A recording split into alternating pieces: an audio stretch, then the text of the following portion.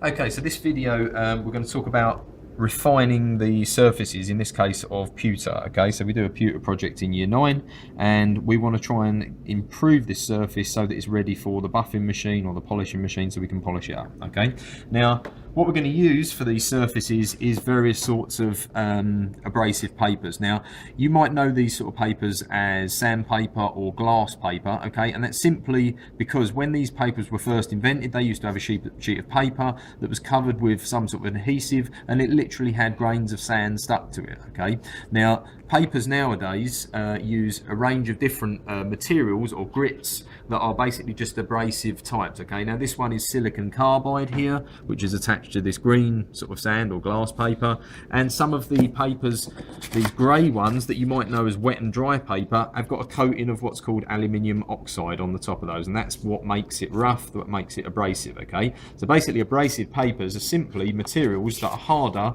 than the surface that they're going to be wearing away, in this case pewter. Okay, so what we're going to do, or I'm just going to talk about this briefly really, but we're going to start with the roughest type of grit, or the roughest glass or sandpaper on the surface. Okay, and the roughest one that we use currently is P80. I think these go down all the way down to P40, that's the roughest, but P80 is the one that we're going to start with on this surface. Okay, now the one thing you need to know about these papers is as the number gets bigger and bigger, basically the roughness decreases. Okay, so this paper P80 is very, very rough, but it goes all the way up to sort of like a P1200 aluminium carbide or wet and dry paper, which obviously is very, very smooth, and this is the final thing we want to actually work on. Okay, so we would start generally by working on the surface. Now a lot of people just work like this. Okay, you can kind of see this is starting to wear the surface down and kind of create it a smoother surface. Now this is fine for smaller details,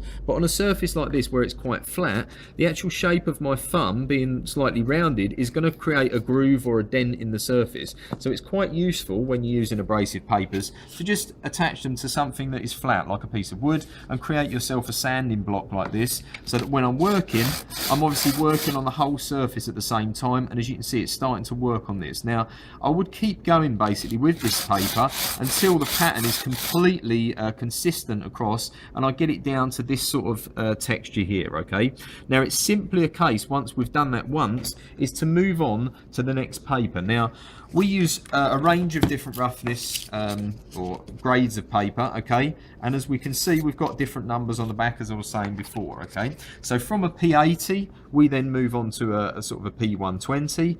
Our next roughest is a P800 or maybe a P600, and we'd finish on a P1200 before we start polishing or buffing the shape. Okay, now when I get down to the wet and dry papers, they're called that for a reason. These aluminium oxide or wet and dry papers, they're called that because you can use them wet and dry. And in another video I talk about how you can actually use a little bit of water on these, and the water helps to clean the surface and it makes an abrasive paste that helps the paper work a little bit longer and keeps stops them from being blocked up with particles of metal. Okay, so we'd work through the different grades of paper like this until we get to the P1200.